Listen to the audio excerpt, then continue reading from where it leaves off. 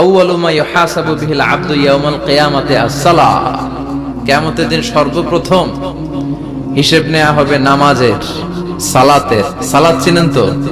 কুরবানির গোশত খাওয়ার মাঝখানে যেটা খায় ওটা, হ্যাঁ,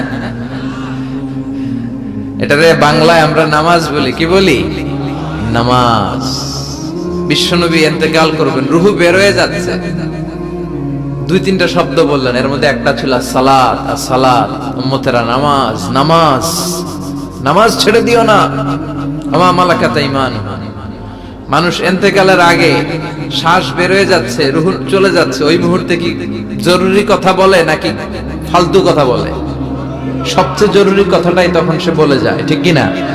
কথা বলেন। বিষ্ণু বলেছিলেন নামাজ। ওমরে ফারুক,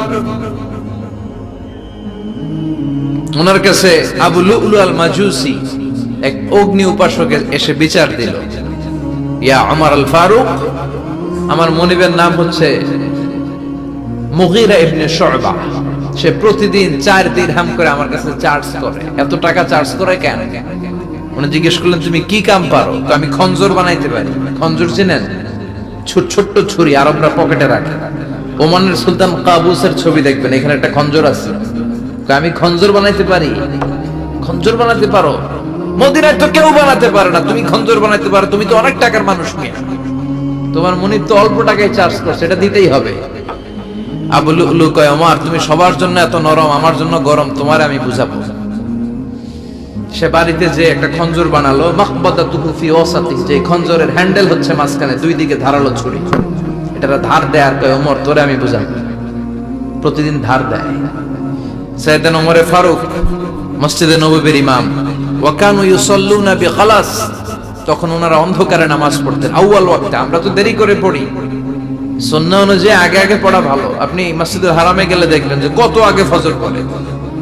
ফজরের 1-1.5 ঘন্টা পরে সূর্য ওঠে, ঠিক কিনা? তো সে একবার ছদ্মবেশে ফজরের সময় প্রথম কাতারে যে হাজির, আসলে কিন্তু মাজুসি, সূর্যের পূজা করে। খঞ্জরটা নিয়ে এসে দাঁড়ালেন। ওমরে ফারুক ফজরের সময় ঢুকলেন, বললেন, আকিমিস সালাহ, একামত দাও। একামত দেয়া হলো। ওমরে ফারুক আল্লাহু আকবার বলে অন্ধকারে ফজরের সালাত শুরু করলেন। প্রথম রাকাত যখন পড়ে ফেললেন, রুকুতে যাবে, ইন দা মিন টাইম সে খঞ্জর বের করে ওমরে ফারুককে 3টা স্টেবিং করেছে। একটা নাভিতে মারার সাথে সাথে নাভিটা কেটে গেল, আর একটা এই পাশে পাজরে, আর একটা পেটের মাঝখানে, পেটও কেটে গেল। ওমরে ফারুক বললেন, কাতালানি আল কালব, এক কুকুর আমারে মেরে ফেলেছে। ওমর ফারুককে পিছনে নিয়ে যাওয়া হলো। আব্দুর রহমান ইবনে আউফকে টেনে ইমামতির জায়গায় নেওয়া হলো। আর সে কাতারের মাঝখান দিয়ে খঞ্জর ঘুরাতে ঘুরাতে আগাতে লাগলো। ওর খঞ্জরের আঘাতে 7 থেকে 8 জন সাহাবী স্পট ডেথ, জায়গায় শেষ। ওমর ফারুক বেহুশ। ওমর ফারুক, ওনার মুখে দুধ দেয়, দুধ ওই নাভি দিয়ে বের হয়ে যায়। নাভিজ দেয়, নাভিজ পেট দিয়ে বের হয়ে যায়। রাষ্ট্রীয় চিকিৎসকরা বুঝতে পারলো উনি আর বাঁচবে না, বেহুশ। সবাই দাঁড়িয়ে আছে। কি হয় আমাদের আমিরুল মুমিনিনের? 10টি বছর তিনি অর্ধ পৃথিবীর শাসন করেছেন। উনার ভয়ে বাঘে মহিষে এক ঘাটে পানি খেত। হুশ ফেরার পরে ওমরে ফারুক বলে না, আমারে মারছে কে? আমার কি অবস্থা, বাঁচবো কিনা? আমার ছেলে আব্দুল্লাহ কোথায়? আব্দুর রহমান কোথায়? আমার বিবিরা কোথায়? কত সম্পদ আমার আছে, কোথায় গেলে ভালো চিকিৎসা পাওয়া যাবে? কিচ্ছু সে বলে না। হুশ ফিরার পরে ওমরে ফারুকের প্রথম প্রশ্নটা ছিল, আসল্লান্নাস, আসল্লান্নাস, আমার দায়িত্বে, আমার নেতৃত্বে যে ফজরের একটা নামাজ শুরু হয়েছিল, এটা কি ঠিক মতো শেষ হয়েছিল? আসল্লান্নাস, মানুষের নামাজটা পড়ছিল, 1 রাকাতের দায়িত্ব পালন করতে পেরেছে, এরপর হুশ নাই। বাকি 1 রাকাতের কি হয়েছে? মুসল্লিদের কি হয়েছে? সালাতটা ওয়াক্ত মতো হয়েছে কিনা? আসল্লান নাস, এটা ছিল ওমরে ফারুকের প্রশ্ন। সুবহানাল্লাহ কইবেন না? তাহলে এই সালাতের গুরুত্ব আছে না নাই? সর্বপ্রথম এই সালাতের ব্যাপারে in the day of judgement আমাদেরকে প্রশ্ন করবে কে? সালাত কায়েম করো, সালাত কায়েম করো, হবে সম্মানী তুমি, হবে জান্নাতি তুমি, হবে সম্মানী তুমি, হবে জান্নাতি তুমি।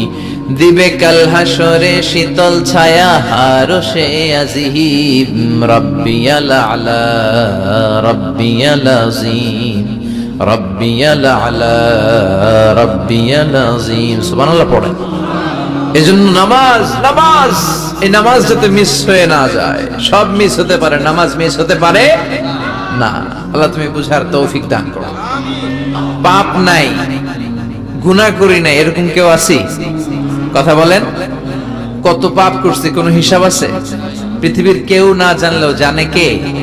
পৃথিবী না জানুক আমি তো জানি, আমি কি পাপ করেছি হায়, আমার পাপের করলে বিচার, বাঁচার আমার নাই উপায়, দয়াময় প্রভু মাফ করো আমায়,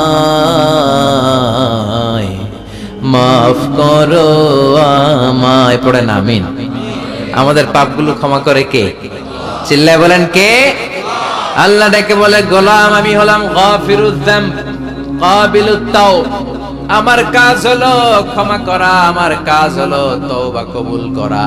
শয়তানের কাজ হলো ওয়াসওয়াসা দেওয়া, আমাদেরকে ভুল পথে নিয়ে যাওয়া। আর আমাদের কাজ হলো ভুল করে ফেলা, আল্লাহর কাজ হলো ভুলগুলো মাফ করে দেয়া। আল্লাহ ডেকে বলে, গোলাম তোরা যদি ভুল না করতি, তোরা যদি পাপ না করতি, তোরা যদি অন্যায় না করতি, তোদেরকে ধ্বংস করে দিয়ে এমন একটা জাতি আমি এই দুনিয়ার বুকে তৈরি করতাম যারা সকালবেলা ভুল করে দুপুরে মাফ চাইতো, দুপুরে ভুল করে রাত্রে মাফ চাইতো, আজকে ভুল করে আগামীকাল মাফ চাইতো। আর আমি আল্লাহ গুনাহগুলো তাদের সব ক্ষমা করে দিতাম। ক্ষমা করে দিতে আল্লাহর বড্ড ভালো লাগে। বান্দা আল্লাহর কাছে বারবার চাক, চোখের পানি ছাড়ুক, এটা আল্লাহ পছন্দ করে। চোখের পানির যে কত পাওয়া আপনি কল্পনাই করতে পারবেন না। অনুশোচনার চোখের পানি, চোখ বেয়ে নাকের ডগা পেয়ে জমিনে পড়ার আগেই আল্লাহ এই বান্দারে মাফ করে দেয়। বিশ্বনবী ডেকে বলে, ও আমার উম্মতেরা শোনো, আল্লাহর কাছে দুনিয়ার মানুষদের দুই ফোঁটা পানি সবচেয়ে প্রিয়। এক হলো জিহাদের ময়দানে রক্তের ফোঁটা, দুই হলো অনুতপ্ত বান্দার চোখের পানির ফোঁটা। কত ভুল আপনি করেছেন, কত অন্যায় আপনি করেছেন, কত পাপ আপনার হয়েছে, কত মিথ্যা আপনি বলেছেন, কয় ওয়াক্ত নামাজ ছেড়েছেন, কয় লাখ টাকা ঘুষ খেয়েছেন, কত যৌতুক আপনি খেয়েছেন, কত মিথ্যা আপনি বলেছেন। আপনার পাপ যত বড় হোক, যত বিশাল হোক, যত বেশি হোক, আল্লাহর দয়ার পরিসীমা তার চাইতেও বড়।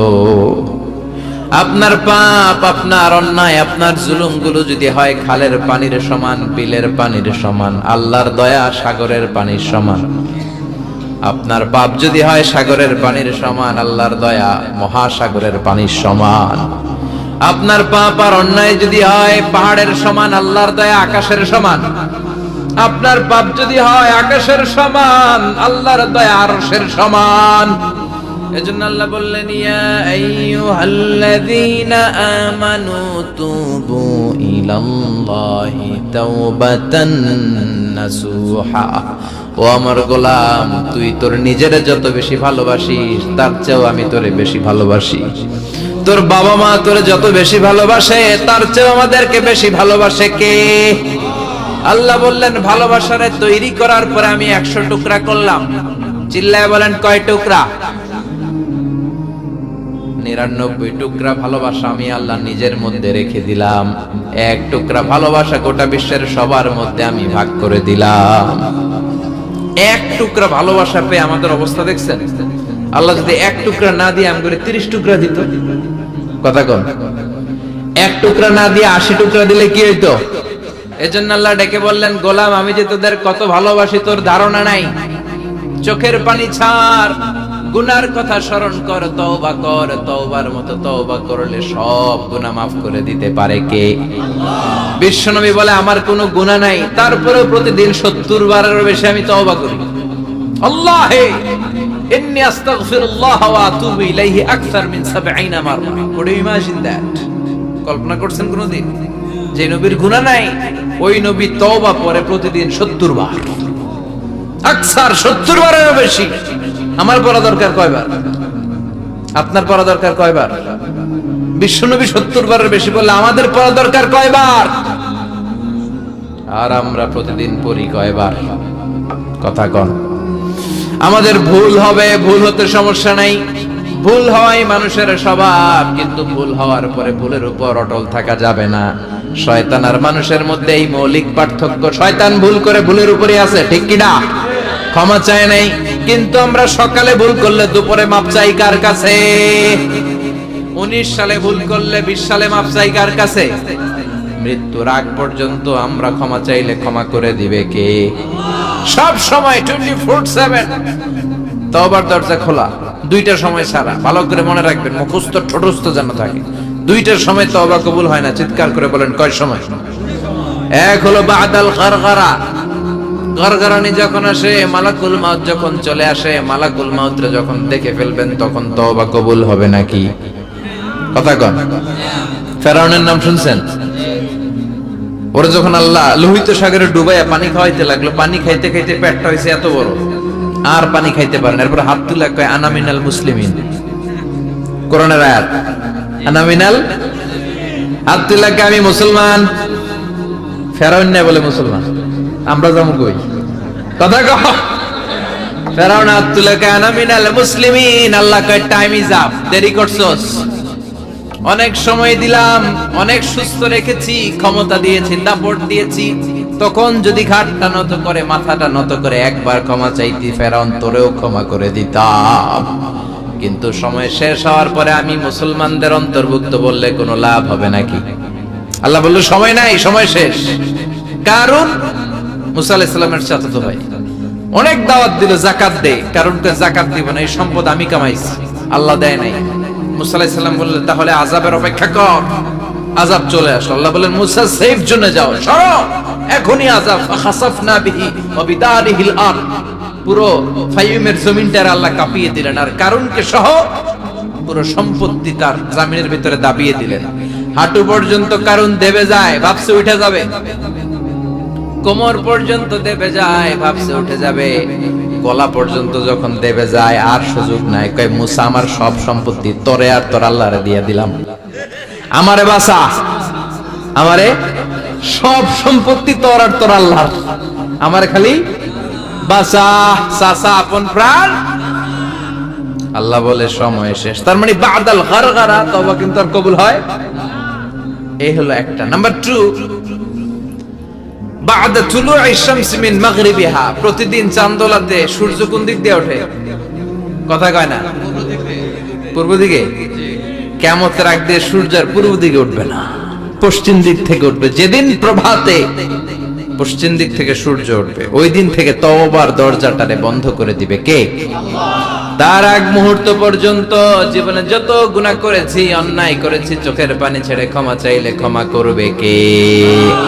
শয়তান আল্লাহরে চ্যালেঞ্জ দিছে, আল্লাহ তুমি আমারে জাহান্নামে পাঠাবা, আমিও তোমার বান্দা করে লয়ে একসাথে জামাতে ঢুকমু, একা ঝুঁকবো না, একা যাব না, তোমার বান্দাদেরকে সবগুলারে জাহান্নামী বানায়া তারপরে ঢুকমু।